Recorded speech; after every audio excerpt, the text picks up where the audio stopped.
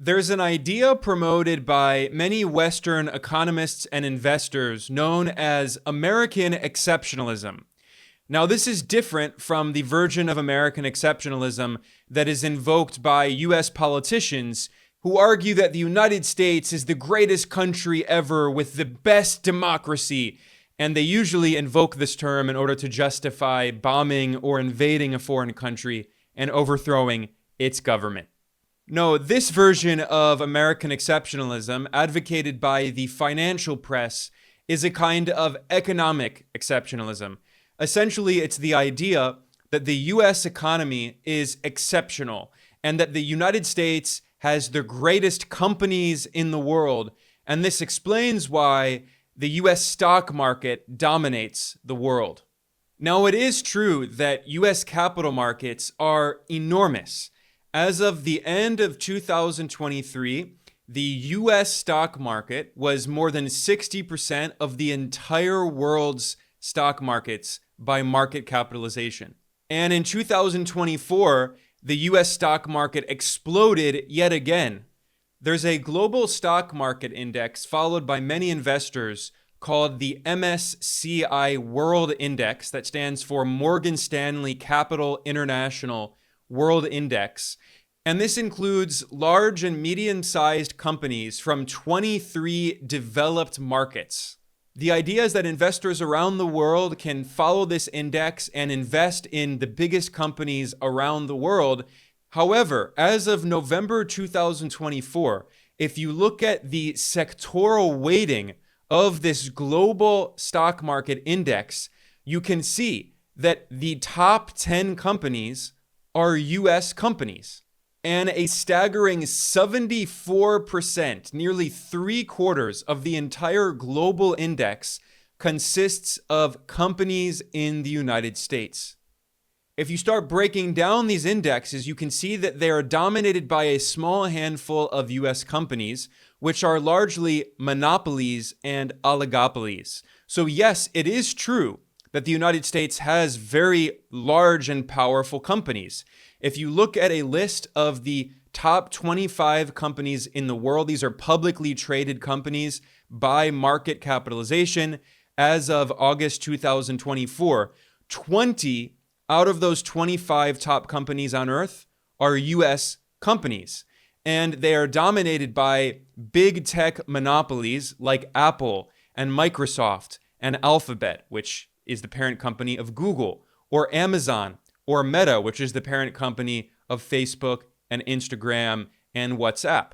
And in addition to big tech monopolies, you have large pharmaceutical oligopolies and financial oligopolies. So it's not necessarily that the US has the best companies in the world, but rather the US has established monopolies that dominate much of the internet technology and social media platforms and websites and financial institutions that the world relies on in the 21st century. And then there's also the fact, which is conveniently forgotten by people who proselytize the idea of American exceptionalism, that the United States has the exorbitant privilege of printing the dollar, which is the global reserve currency. And that's not a coincidence. The US government helped to design the international financial system after World War II in a way that guaranteed that the US currency would be at the heart of this system. And this has guaranteed constant global demand for US assets. So during decades, the United States has been able to maintain a massive current account deficit, a deficit with the rest of the world, importing the surplus produced by workers around the world. And whereas most countries would suffer from very high rates of inflation if they did that, because their currency would fall in value, and therefore it would be more expensive to pay for imports, the United States has the exorbitant privilege of the dollar, and it can continue to import and import and import, and the US essentially exports debt. People around the world who get dollars, they invest in US assets, including US government debt, which is treasury securities, US government IOUs, and US stocks, ownership in US companies. And this is one of the main reasons why US capital markets have done so well. And indeed, they have done very, very well in recent decades. If you look, for instance, at the S&P 500, which is the index of the roughly 500 largest companies that are publicly traded on US stock exchanges, you can see that in the past 30 years, the S&P 500 has risen by nearly 700%. And this is even clearer if you look at the Nasdaq, which is an index which is more heavily weighted toward technology companies. You can see that in the past 3 decades, the Nasdaq has gone up by nearly 8,000%. This does appear to be impressive, and many economists and financial analysts look at this and they say, look how strong the US economy is. And the US economy has become very financialized in recent decades, so many people have forgotten that the economy as a whole is not the same thing as the financial sector. In the case of the S&P 500, 35%, more than 1/3 of the entire weight of the index, which follows roughly 500 large US companies, 35% comes from just 7 companies, which are called the Magnificent Seven. And these are big tech monopolies: Alphabet, or Google, Amazon, Apple, Meta, Microsoft, Nvidia, and Tesla. In 2014, these Magnificent Seven, or Mag 7 big tech companies represented slightly under 10% of the overall market capitalization of the S&P 500. I made a spreadsheet showing the weighting of the largest companies in the S&P 500 and in the MSCI World Index. These are 2 of the most important stock market indices on Earth. The top 25 largest companies by weight in the S&P 500, which the way you can measure this is by looking at the main ETF, the exchange traded fund for the S&P 500, which is called the SPY, the SPY. You can see that the top 25 companies represent 50.3% of the weight of the entire index.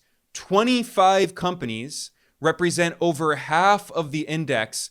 Just the top 10 companies represent 37.6% of the entire weight. And really, it's actually 9 companies, because Alphabet divided its shares into voting shares and non-voting shares. So Apple, Microsoft, Nvidia, Amazon, Meta, Tesla, Broadcom, Alphabet, and Berkshire Hathaway together represent 37.6% of the weight of the entire S&P 500. And the list of the top 10 companies in the MSCI World Index is basically the same. The top 10 companies are US monopolies that represent 26.3% of the entire global index managed by Morgan Stanley Capital International. If you want to get an idea of just how cartoonishly overvalued US companies are, look at the market capitalization of Tesla. In 2021, Tesla's market cap was $1 trillion, making it larger than all of the following market caps of these companies combined: Toyota, Volkswagen, BYD, Daimler, GM, BMW, Ford, Stellantis, Honda, and SAIC. All of them combined had a slightly smaller market cap than Tesla, a single car company. Now, Tesla's stock price has been very volatile because it's basically a speculative financial investment. This is not based on the fundamentals of the company. People invest in Tesla because of Elon Musk, the CEO, and especially now that he will have a senior role in the Trump administration.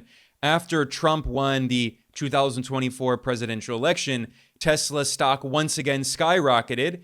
And as of January 2024, the stock was around $380, which is roughly the same level as the previous peak in late 2021, which was when Tesla's market cap was larger than the market cap of the 10 large car manufacturers around the world combined. So earlier I mentioned that the stock market is not the same thing as the economy. This is a clear example why. In 2021, Tesla produced 930,000 cars worldwide. In contrast, just Toyota produced 10 million cars in the same year, 2021. So Toyota produced more than 10 times as many cars, but Tesla's market cap was 4 times the size of Toyota's in 2021. So why is Tesla so cartoonishly overvalued? It's not because Tesla makes the best electric vehicles on earth. There are multiple Chinese companies that make electric vehicles that are better than Tesla cars and also way cheaper, like BYD, for instance. Although many people in the United States will never be able to even try a BYD car because the US government put 100% tariffs on Chinese electric vehicles. But no, that's not why the price of Tesla stock is so absurdly high. Now, defenders of Tesla will say that Tesla is not actually a car company, it's a technology company. But I would go a step further and say, really, Tesla is a financial firm that makes a few cars. In reality, the purpose that Tesla serves in the global economy is it produces a financial asset called Tesla stocks, which investors around the world hold their wealth in because they expect that Tesla stocks will go way up in price. Tesla stock has become like Bitcoin. The fact that Tesla produces cars is not super relevant. Many people are simply investing in Tesla stock because they expect capital gains. It's pure speculation. It's not based on any fundamentals. They think that by investing in Tesla, they'll get rich because the price of Tesla stock can only go up. Supposedly, we have been led to believe. And this is, of course, why Tesla stock has been extremely volatile. But the point I'm getting at here is that Tesla and other big tech companies in the US, the price of their stock is not really based on fundamentals. It's rooted in the financialization of the US economy, the role of the US dollar as the global reserve currency, and the fact that investors around the world, wealthy people around the world, are holding their wealth in the form of stocks in these huge US corporations because they think that this is going to make them even richer. So these companies really are financial firms that maybe produce a few cars or make a few phones or design some software, but their real purpose is to maximize shareholder value. That's the purpose they serve. They are at the center of the largest financial bubble in history. The US stock market is in the largest bubble ever, significantly larger than the bubble in 1929 that crashed and ultimately led to the Great Depression in the 1930s. Now, there are two main measurements that economists typically use when they try to determine whether or not a market is in a bubble. The first is looking at the overall market capitalization of the companies in the stock market as a percentage of GDP, the gross domestic product of the entire country, which consists of the value of all of the goods and services produced in a country in a given year. That ratio, the market cap of the stock market to GDP, is called the Buffett Indicator. The other measurement that is typically used is called the PE ratio, the price to earnings ratio, which looks at the price of a company's stock in relation to its inflation adjusted earnings, especially over a longer period of time, like 10 years, to see whether or not the price of a stock is very overvalued compared to the fundamentals of a company. I will look later at the PE ratio, but I want to start by looking at the Buffett indicator. If you look at the market capitalization of all of the publicly traded companies in the United States, which you can track on an index called the Wilshire 5000, as of December 2024, it was 206% of GDP. This is the highest level ever recorded. I repeat, the market capitalization of all of the companies and the US stock exchanges together is more than double the size of the entire economy. 206% of the value of all of the goods and services produced in the US economy in 1 year. Back in 2000, before the dot-com bubble burst, the peak of the dot-com bubble was 138% of GDP in March 2000. Here we are today at over 200%. The current bubble in the stock market makes the dot-com bubble look like child's play. For comparison, if you go back to the late 1970s, before the rise of neoliberalism, of free market fundamentalism with people like Ronald Reagan, in November 1978, the market capitalization of the US stock market was just 36% of US GDP. But you can see that in the decades since, that has exploded as the US economy has become financialized, and essentially, the US economy today is built on a huge financial house of cards. Now, that data I was just discussing was looking at the market capitalization of publicly traded companies. If you go further and include the value of both publicly traded companies and private equities, so this is the value of privately owned companies that are not sold on stock exchanges, the total value of public and private equities is more than 300% of US GDP. At the peak of the dot-com bubble, it was just over 200%. Now it's over 300%. And what's incredible about this data is if you look at 2008, during the financial crisis, obviously the stock market collapsed. In 2009, it reached a low point of 100% of GDP. And since the great financial crisis, the previous bubble that had been deflated has been inflated to levels never seen before in history. We're talking about the biggest bubble ever. And this was not simply an act of nature. One of the main reasons is that the US government intentionally inflated that bubble because it made rich donors who fund the campaigns of politicians from both the Republican and Democratic parties. It made them way, way richer, especially after the 2008 financial crisis. The US Federal Reserve, the US Central Bank, implemented an easy money policy, flooding the economy with money, especially the financial sector. And when the Fed reduced interest rates to zero, they decided it wasn't enough to stimulate the economy, so they implemented quantitative easing.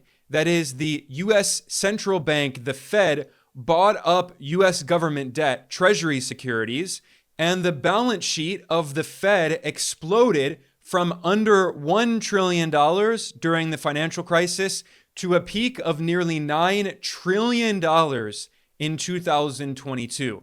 And where did all of that money go? Those trillions of dollars went into asset price inflation, into inflating the stock market and real estate and other investments where the wealthy were parking their wealth, looking for higher yields.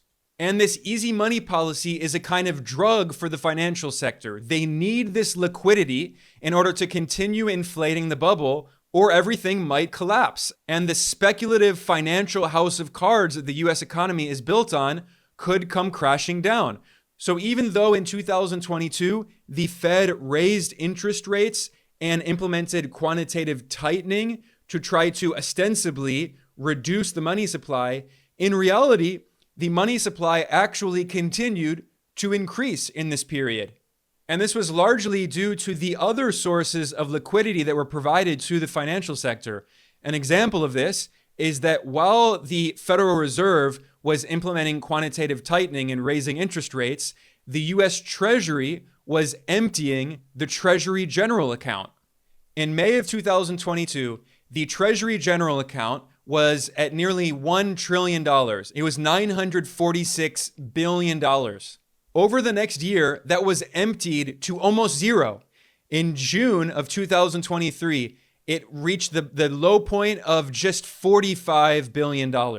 So it went from $946 billion to $45 billion. That is an injection of $900 billion of liquidity into the economy, into the financial sector by the Treasury Department, by the Biden administration.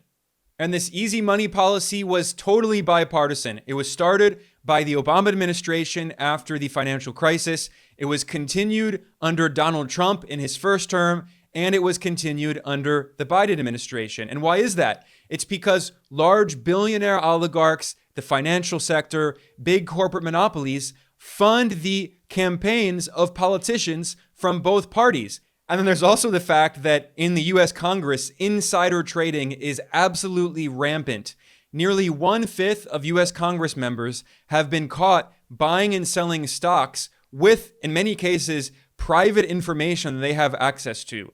This is corruption, and yet it's so common in the US system. It's a systemic problem, and then these same companies that are profiting from the easy money monetary policy are funding the campaigns of US Congress members from both parties, and they themselves, the actual politicians, are also profiting. I mean, the corruption goes so deep. So the inflation of this massive bubble, the largest bubble in history, was not just a product of nature. It was a product of US government policy on behalf of the corporate oligarchs.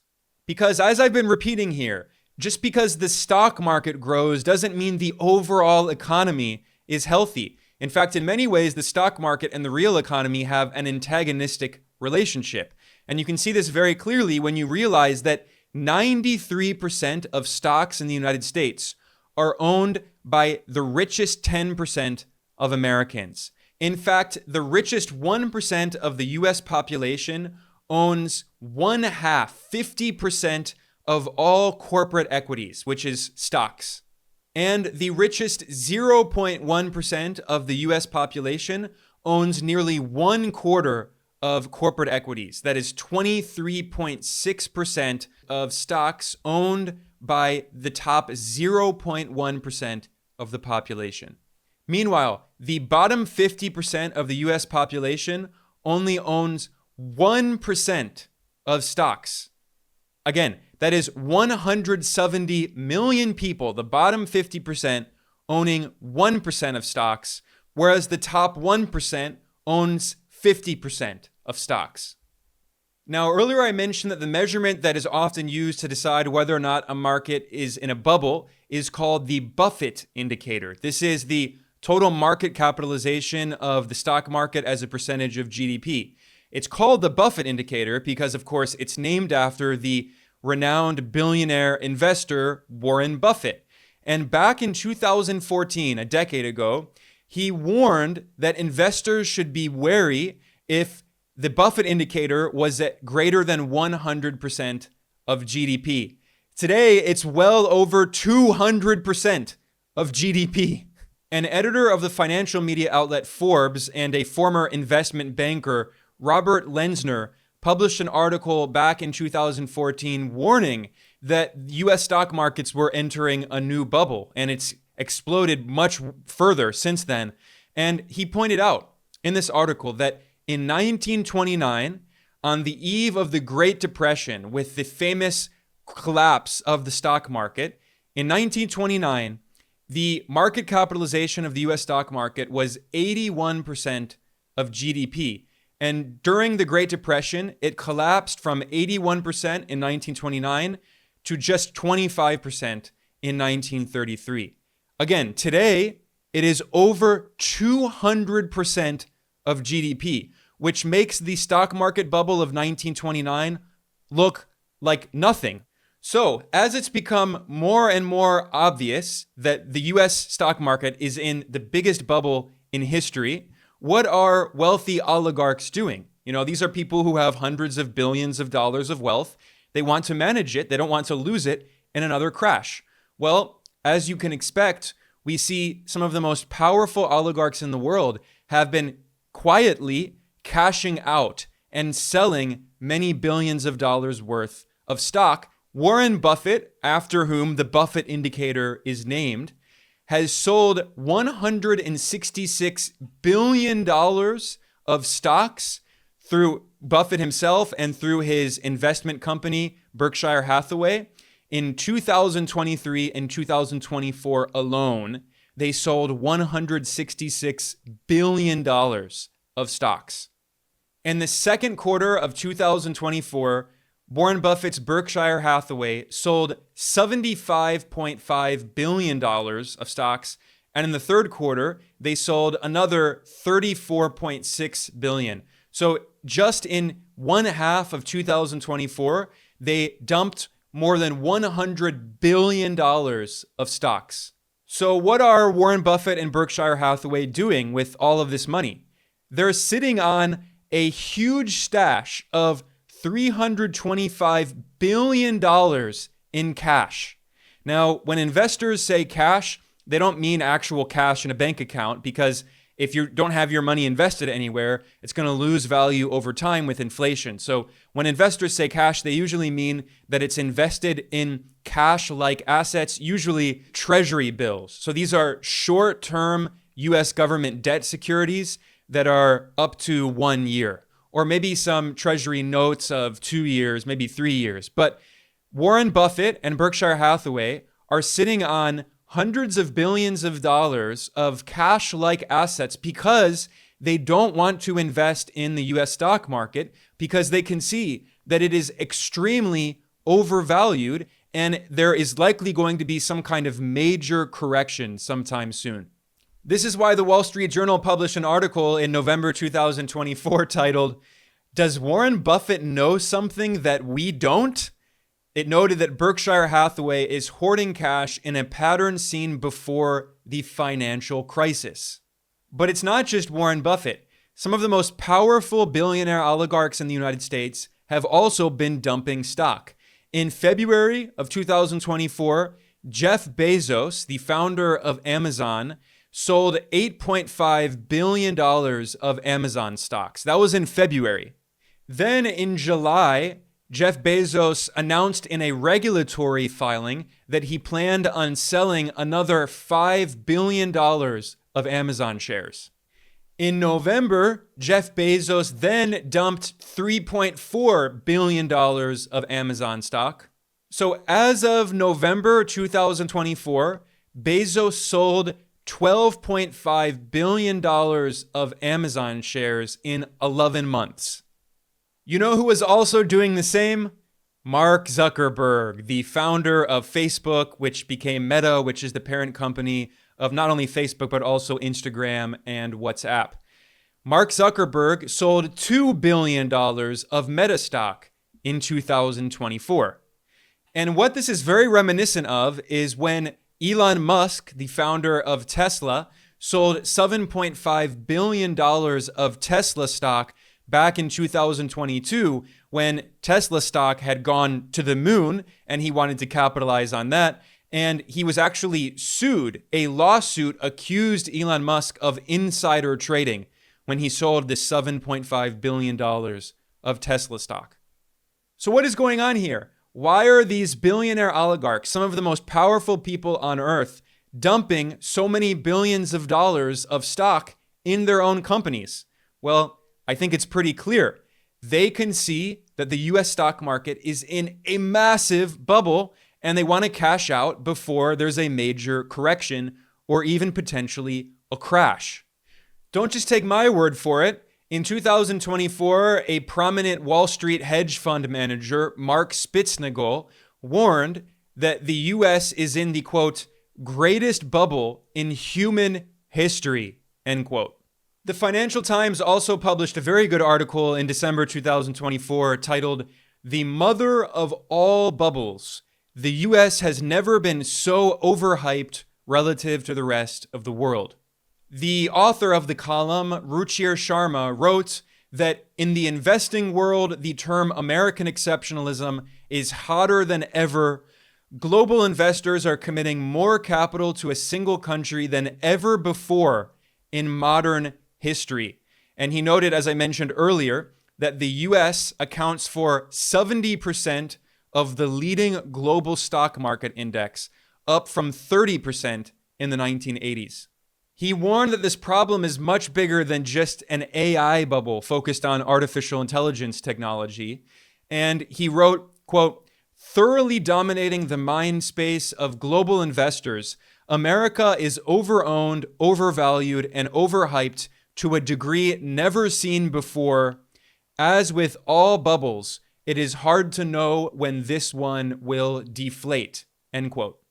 I agree with him. It's impossible to know when the bubble will burst. The only thing that is certain is that at some point, the bubble will burst, as all bubbles have always done in history.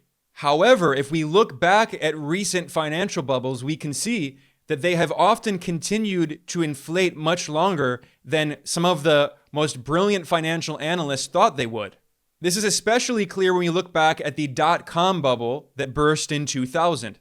Back in 1996, the chair of the US Federal Reserve, the central bank, Alan Greenspan, famously warned of what he called irrational exuberance in stock markets. When Greenspan said that in December 1996, the market capitalization of the US stock market was 86% of GDP. However, over the next 4 years after he warned of irrational exuberance, the stock market got even more and more irrational until in March 2000, the bubble peaked at 138% of GDP. So the bubble had only just started inflating when Greenspan warned that there was likely a bubble. There are striking parallels to what's happening today. In March of 2024, the president of the Atlanta Fed made comments that were obviously referencing the famous remarks by Greenspan. The Atlanta Fed president, Raphael Bostic, wrote that, quote, "This threat of what I'll call pent-up exuberance is a new upside risk," end quote. So pent-up exuberance, he did not just pick the word exuberance for no reasons. I'm sure he knows the history of Greenspan warning of irrational exuberance, and this was a way for a top monetary official in the US to send a signal out that they are concerned about the possibility of a new bubble like the dot-com bubble in 2000. And the pent-up exuberance has only continued with the election of Donald Trump. After Donald Trump won the November presidential election, the stock market once again skyrocketed. And there are some financial analysts and investors who are saying, oh, it's not a bubble. We can continue to invest more and more. To justify their argument, instead of looking at the Buffett indicator, they look at the PE ratio. This is what I mentioned earlier, which is the price to earnings ratio. This looks at the price of companies' stock in relation to the inflation-adjusted earnings for those companies over the previous 10 years. When you analyze this previous 10-year period, it's known commonly as the Shiller PE ratio. And the argument that some investors make is that, well, in December 2024, the Shiller PE ratio was only, in scare quotes, only 37. But what they don't mention is that at the peak of the stock market bubble in 1929, the PE ratio was 33, so lower than it was in 2024. And the price to earnings ratio for US companies listed in the S&P 500 peaked in December 1999 before the dot-com bubble burst at 44. So the PE ratio of 37 in December 2024 is getting very close to the peak of the dot-com bubble. So I would be very skeptical of the people who say the party will never end. Now that Donald Trump has been elected, the markets are going to continue to roar. Stocks will go to the moon. Everyone should go out and continue to pick up pennies in front of a steamroller. Now, obviously, Geopolitical Economy Report is not an investor-focused website, not at all. Our focus is on geopolitics and economics. We're not focused on giving investment advice to anyone. This is not investment advice. But I would be very, very careful. You can see the billionaire oligarchs are already cashing out. I think they can see very clearly that the party is ending. But then again, the whole point of a bubble is that it's based on irrationality, that investors are behaving irrationally and markets are behaving irrationally. That's the first half of Greenspan's famous quote on irrational exuberance. And especially with Donald Trump's pledge to cut taxes on the rich and to cut taxes on corporations, it's very possible that the bubble will continue to inflate more and more into more and more irrational territory. Of course, the first time Trump was president, during his first term, he cut taxes and it benefited the ultra rich. In fact, in 2018, the richest 400 families of billionaires in the US paid a lower effective tax rate than the bottom half of people in the United States. And furthermore, economists at the Institute on Taxation and Economic Policy analyzed Trump's proposals for his second administration, and they estimated that Donald Trump's policies will result in a reduction in taxes on the richest 5% of the population, especially the richest 1% of millionaires and billionaires in the US. But meanwhile, taxes will slightly rise on the bottom 95% of people. And why is that? It's because Donald Trump's tariffs will increase the cost of consumer goods that people need for their everyday lives. And the less money that a person makes, the more of a percentage of their overall paycheck they spend on consumer goods and food and other services that are needed for everyday life. This is known as the marginal propensity to consume. And low-income workers have a larger marginal propensity to consume than the ultra-rich. Because if you have billions of dollars and you get another $1 billion, you're not going to buy significantly more food or clothes. I mean, you're already super rich. But if you're living paycheck to paycheck, if you're barely making ends meet, and then your paycheck slightly increases, you are going to buy better food, more food. You are going to buy things that previously you would not have been able to buy. So in other words, Donald Trump's policies are going to result in a reduction in taxes on capital and an increase in taxes on labor.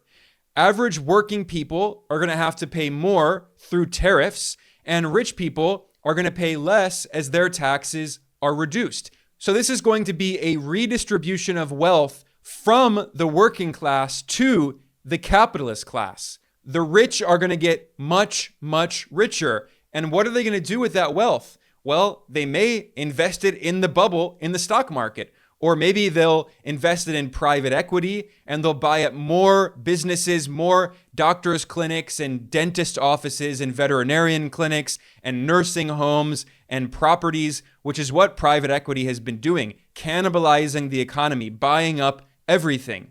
The private equity bubble is also very likely to continue to inflate as the rich have more and more money and they're looking for investments to park that money to get some kind of yield to make themselves even richer. Because what Donald Trump's really doing is trying to bring back Reaganism.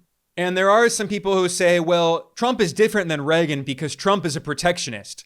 But Reagan was also a protectionist, actually. Although Reagan had a rhetoric claiming that he supported free markets and was against protectionism, in reality, in 1987, the Reagan administration imposed 100% tariffs on Japanese electronic products, especially semiconductors, which is, once again, deja vu, one of the big parts of the US trade war against China in the 21st century. And of course, this is bipartisan.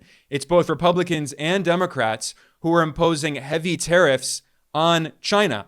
Donald Trump in his first term, put heavy tariffs on China, and then Joe Biden, the Democrat, expanded those tariffs further, putting tariffs on Chinese electric vehicles and batteries and solar panels and semiconductors.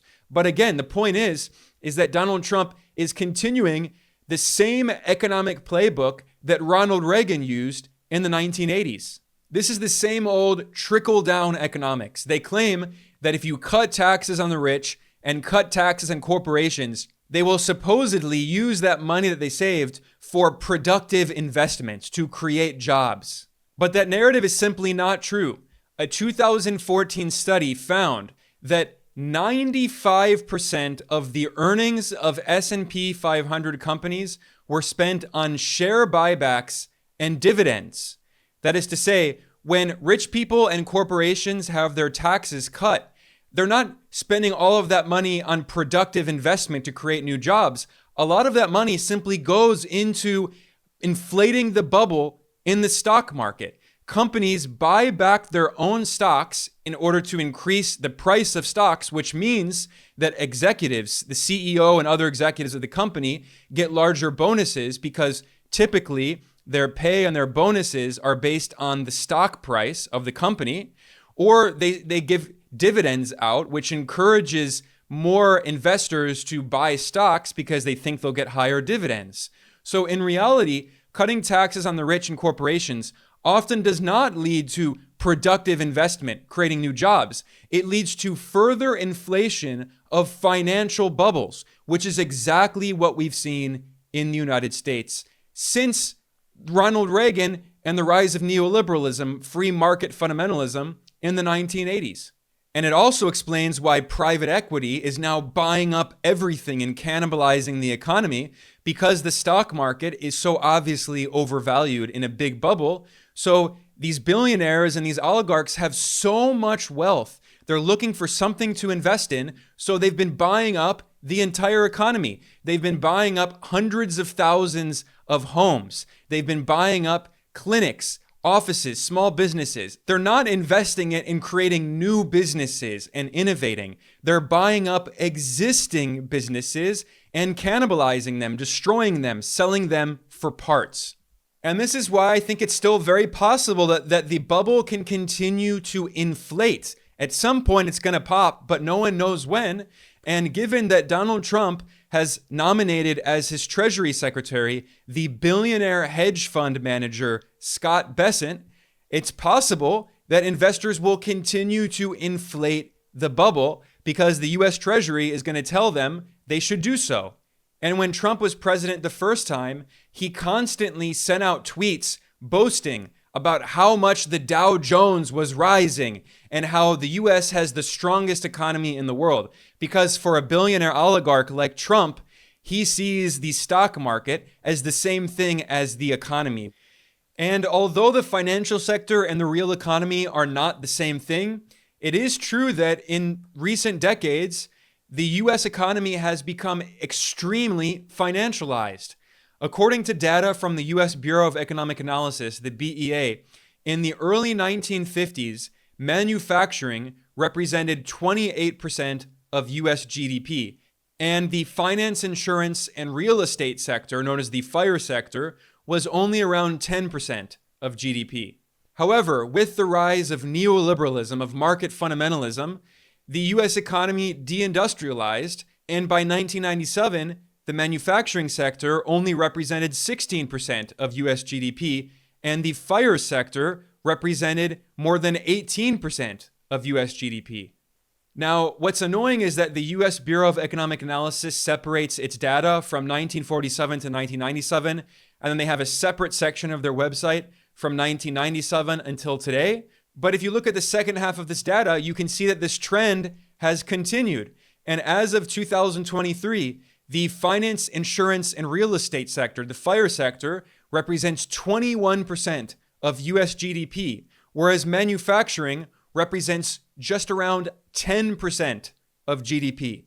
So more and more, the entire US economy depends on the further inflation of these financial bubbles, and the US economy produces fewer and fewer actual products, actual tangible manufactured goods that people need to have a better life.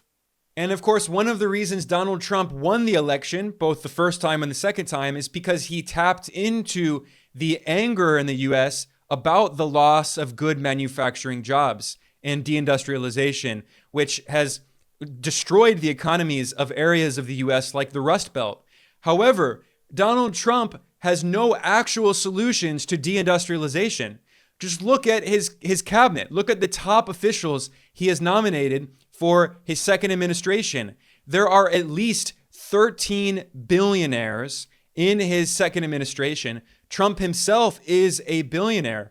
These are not people involved in manufacturing for the most part. Most of them are billionaires invested in finance or in the pharmaceutical industry in the case of Vivek Ramaswamy. Or again, Trump picked as his Treasury Secretary Scott Bessent, who is a hedge fund billionaire from Wall Street. So Donald Trump claims that he wants to bring back manufacturing jobs and reindustrialize the US. And yet he surrounded himself with financial speculators and oligarchs from Wall Street who have a direct vested interest in not reindustrializing, in further financializing the US economy, in further inflating the financial bubbles that the US economy has relied on. And it is in their economic interest to have an overvalued US dollar. Wall Street wants an overvalued US dollar because when other currencies fall against the US dollar, it encourages investors around the world to exchange their currency for dollars and to invest in US assets, which is another reason why there's been this big bubble in not only the US stock market, but in many other assets. This is referred to as the everything bubble. Real estate is another example.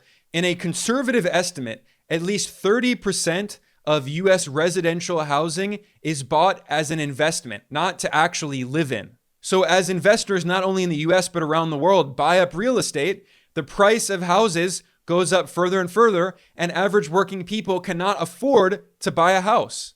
And this is a key reason for why homelessness has become such a horrific problem in the US, which you can see in every major city.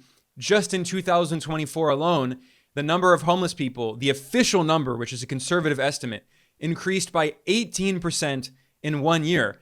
And in 2023, it increased by an additional 12%. And why can't average people afford homes? Because rich people are buying them all up as investments, which they then rent out to people on Airbnb, or they just find someone to rent their home that they buy in, not to live in, but as a speculative asset. So if Donald Trump truly wants to reindustrialize the US, he will have to take on Wall Street. But he surrounded himself by people from Wall Street. And Trump himself is a billionaire who is heavily invested on Wall Street. And furthermore, if Donald Trump truly wants to reindustrialize the US, he will have to bring down the value of the US dollar. Now, Trump has claimed at multiple points that he does want to devalue the US dollar. However, at the same time, he's constantly threatening other countries that are trying to de-dollarize, which would help to bring down the US dollar. If there's less global demand for the US dollar, its value should go down against other currencies. And yet Donald Trump has repeatedly threatened countries that are de-dollarizing. He threatened to impose 100% tariffs on BRICS countries if they de-dollarize, if they try to create an alternative to the US dollar. So Trump has to pick. Is his loyalty to Wall Street and the billionaires he surrounded himself with in his government, or is his loyalty to Main Street? Does he actually want to reindustrialize the country? It's pretty obvious that I'm skeptical. I think at the end of the day, it is going to be Wall Street that wins because it's Wall Street that has won for decades. US government policy for decades by both Republicans and Democrats has been made on behalf of Wall Street. That's precisely why the richest 1% of people in the US own 50% of stocks. And it's why the richest 0.1% of people in the US own 24% of stocks. The ultra rich have been the beneficiaries of this US government policy, of the inflation of a series of financial bubbles. And as soon as they pop, the US government helps to reinflate those bubbles, which is exactly what happened after 2008. So if the big financial bubble bursts during Trump's second administration, which is quite possible, it's likely that his Federal Reserve and his Treasury will just reinflate the bubble, just like the Fed and Treasury of the Obama administration inflated the bubble after the 2007 to 2009 financial crisis. The US economy is built on this financial bubble. So, unfortunately, I will be ending here on a pessimistic note, but it's a realistic note. I'm Ben Norton, the editor-in-chief of Geopolitical Economy Report. I want to thank everyone for joining me today for this very long analysis. I hope you got something out of it. Please like and subscribe. Please share this. I will see you all next time.